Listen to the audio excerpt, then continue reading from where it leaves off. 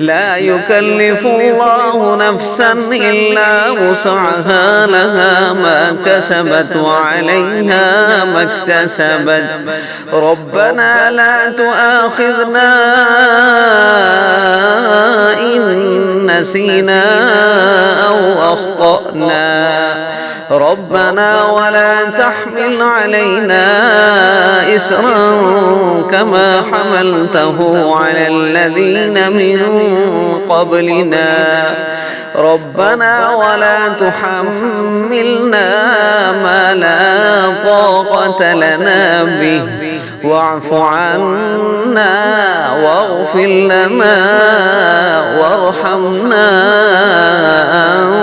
أنت مولانا فانصرنا على القوم الكافرين.